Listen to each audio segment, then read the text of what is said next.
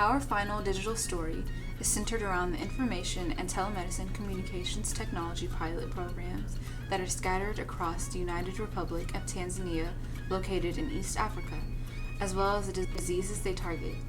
Between 2001 and 2005, the Tanzanian government began to enact privacy laws and promote equal access to telemedicine despite being understaffed and having little access to funding. Other challenges have included terrible electricity services, lack of internet access, and poor phone connections.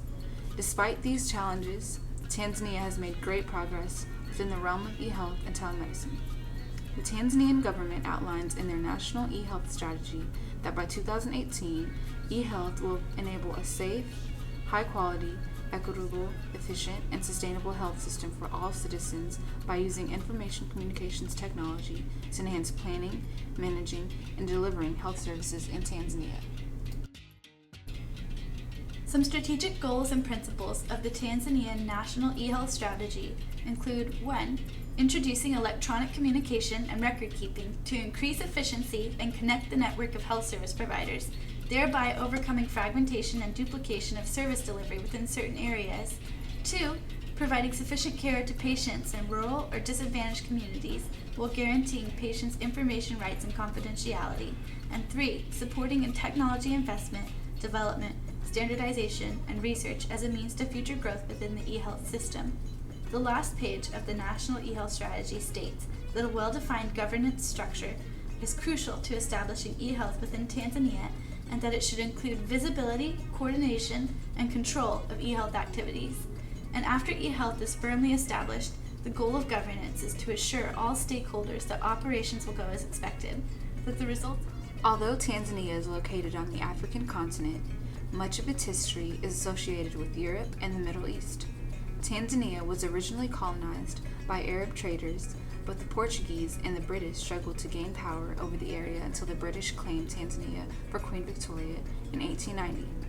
After World War I, Great Britain considered allowing the territory to become its own nation separate from royal crown, but this didn't officially take place until 1964. Tanzania fought to maintain its independence just 14 years later when Ugandan troops launched an attack in 1978. This attack was led by the dictator, Idi Amin, and the Tanzanian army was joined by the many Ugandans who had fled Idi Amin's cruelty. During this time, Tanzania was ruled by a single political party, and it wasn't until 1995 that the government instated a multi-party presidential election. This election was won by Benjamin William Mkapa, who held office from 1995 to 2005.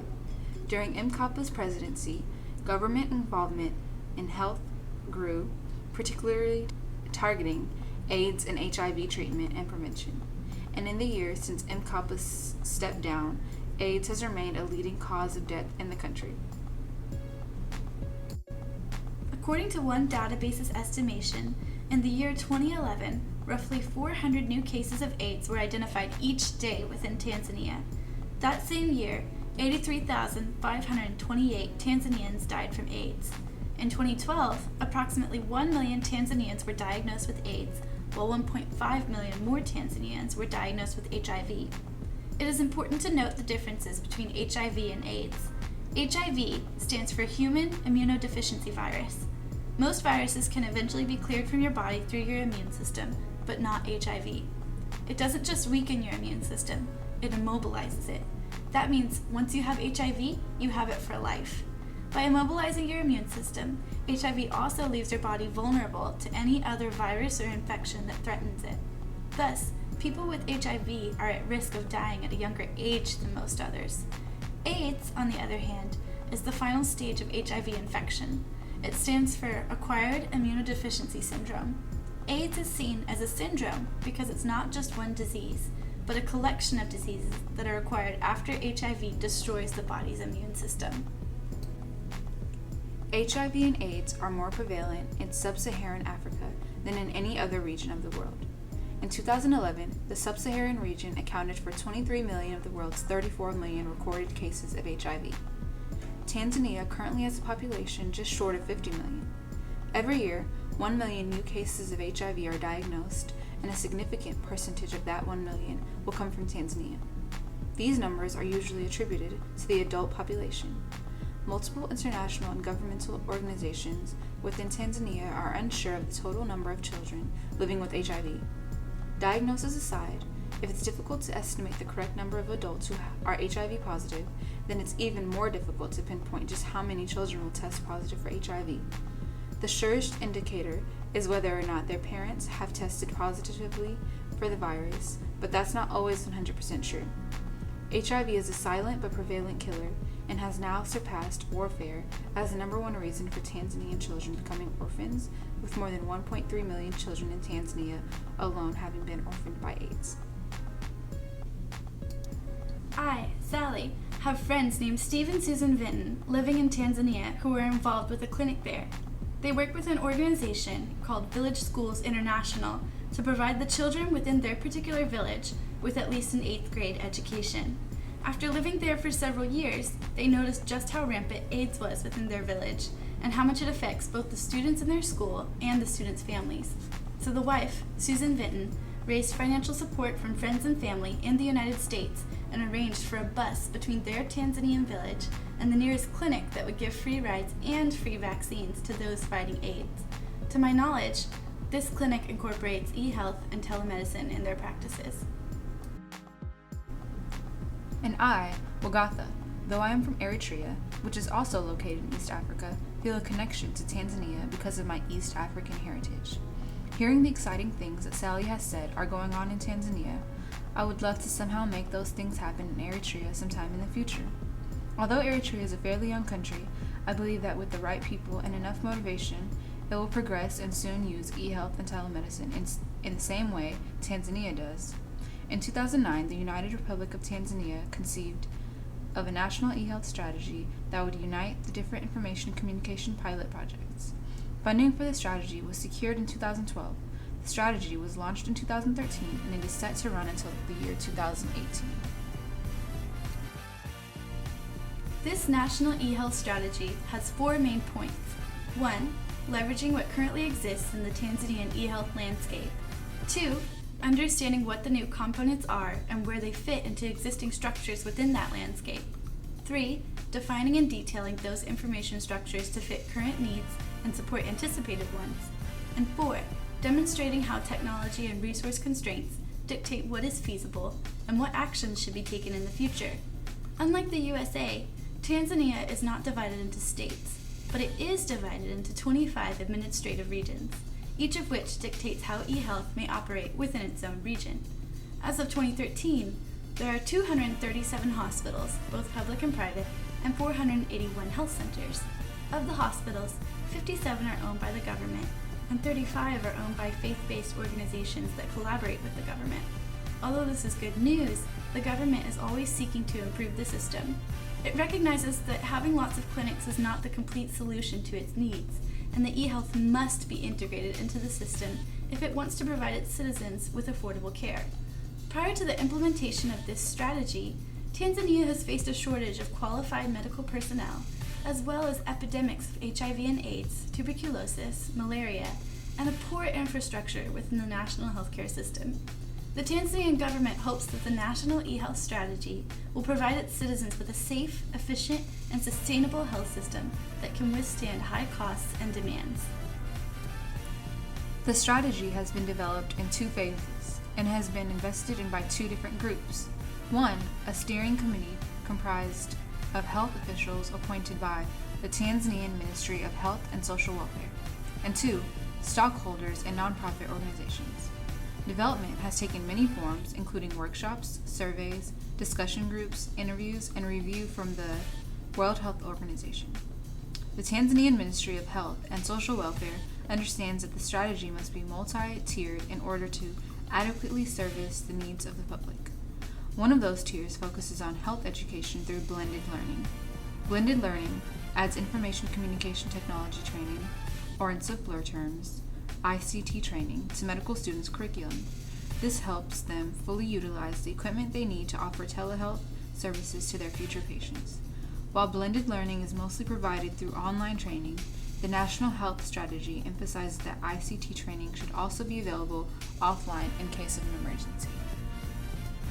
Establishing a solid ICT infrastructure for telehealth should include A, an electronic logistics and supplies system, B, an electronic human resources system, and C, an electronic water, sanitation, and hygiene monitoring system. Much of the current information about water, sanitation, and hygiene use in Tanzania is either incorrect or incomplete.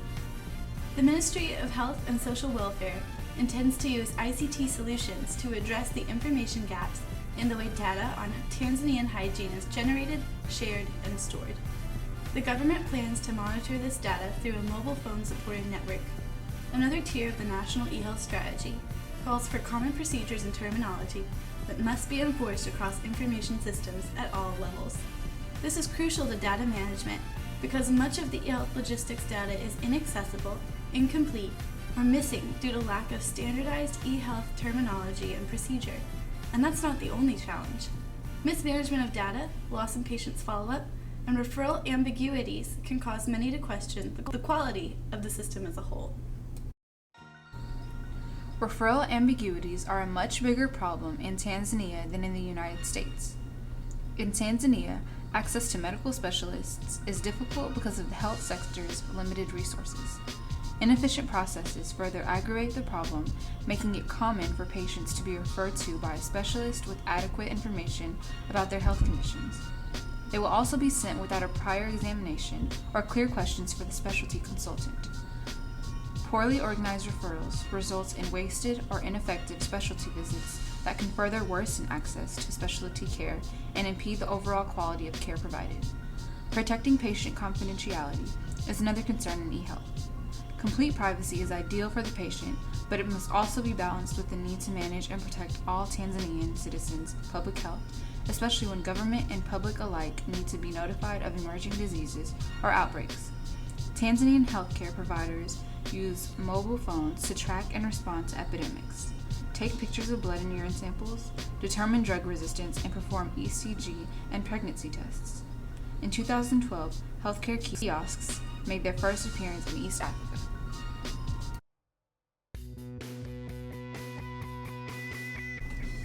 The eHealth mobile apps in Tanzania are classified into two different groups. Synchronous virtual care involves the use of video services which require the patient and clinician to interact in real time. Conversely, asynchronous virtual care uses software to connect patients and clinicians through forms, questionnaires, and photo sharing. Asynchronous virtual care is web-based, mobile-optimized technology that has been praised by many experts for its advantages over synchronous virtual care. Hypnosis is an example of asynchronous virtual care. The Hypnosis mobile app is fast, efficient, and records every answer to every question the patient asks.